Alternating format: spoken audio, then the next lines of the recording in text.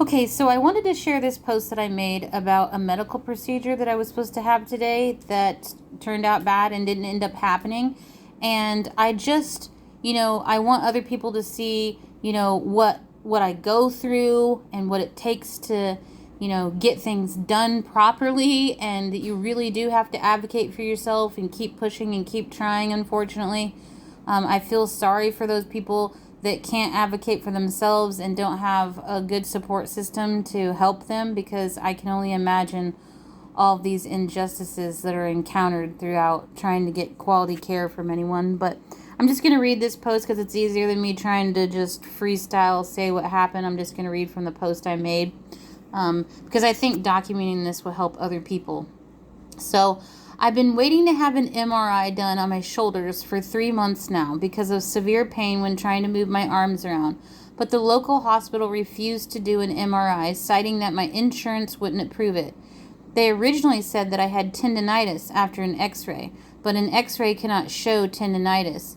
They then wanted me to have physical therapy on it, but I wasn't comfortable doing that without knowing exactly what was going on with my shoulders. Now, let me stop there and just say that due to the severe rapid progression recent that's happened in the last year that's left me wheelchair bound, the extreme weakness in my shoulders has caused something to be happening with it to where I'm not able to move them in certain directions or raise them. Like, I already couldn't raise them up high enough because of the muscle weakness, so I knew that, but this is in addition to that. It's extremely painful, and tendinitis would make sense, but you can't see that in an x-ray, and it's been this way for 3 months without any kind of intervention, and the doctors have not been wanting to do anything for me regarding that. So anyway, when I went to Northwestern Memorial Hospital in Chicago on August 21st, they instantly ordered the MRI, and insurance proved it immediately. So my local hospital was refusing to do it. I went to Convenient Care. They refused to do it. They did the x-ray, but they would not do the MRI. I went to the ER after that because they told me if it didn't improve to go back into the ER and see, what they could do. They did nothing in the ER, refused to do the MRI there as well. Then I made an appointment with my primary care provider, and he also refused to do the MRI. And then, as I just said, I went to Northwestern Memorial Hospital to see my specialist team, and they ordered it right away, and it was approved by insurance. And the first thing they said to me was exactly what I'd been saying all along, that given my situation with my muscles, they wanted to do an MRI before I had any physical therapy done, and that an x-ray isn't sufficient in my circumstance. Seemed logical, but apparently it wasn't to the local hospital. So I scheduled the MRI, and it was set for today, on September 4th. I had to arrange special transportation to take me to the appointment because I require a paralift for my wheelchair accommodation, and the appointment itself is a 5-hour round trip. So let me stop there too. So our vehicle right now doesn't have the modifications needed in order to take me in this huge heavy power chair that I have. I have to take a special transportation, and I have to schedule that through my insurance.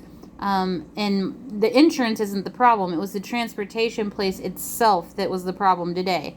So guess what? The transportation never showed up, and I had to reschedule my MRI that I've been waiting for 3 months to get. And now I can't have it till the 25th. And they said they couldn't find a provider to take me because I needed that special paralift transport, and they couldn't find anyone to get me to the appointment, even though I had scheduled this appointment several weeks in advance. Okay, as soon as I knew I had the MRI and I made the MRI appointment, I scheduled the transportation, and they've had more than enough notice, and they still didn't show up. And I have surgery for a muscle biopsy in Chicago on September 13th, so let's hope they don't stand me up on that one too. And I said, I'm so frustrated, but I've come too far to give up that easily. I just have to keep pushing harder to get this stuff done before the winter months. So, and also regarding my CABA infusions for the IVIG infusion treatments, that not my insurance, but Northwestern had messaged me and said they sent the referral for my IVIG infusion treatments to 2 different companies. One was Metro Infusion Center, and the other one was CABA Fusion. So one you have to actually go to the center, and the other one they come in the home. And I said, well, I need the one that comes in the home because this is an ongoing thing I'm going to have to be getting, the IVIG infusion treatments I'm going to have to be getting for long term. And not only that, but if I go into the actual center, there's a couple problems with that. Number one, they don't have a Hoyer lift, and being that I'm supposed to stay very, very hydrated and pump myself through with lots of liquids and stuff, I'm going to need to go to the bathroom, and I can't use the bathroom there without a Hoyer lift. So I would be stuck in that chair, and these treatments take 3 to 5, they do it over 3 to 5 days. So I have to keep going back in each day until the whole treatment is done.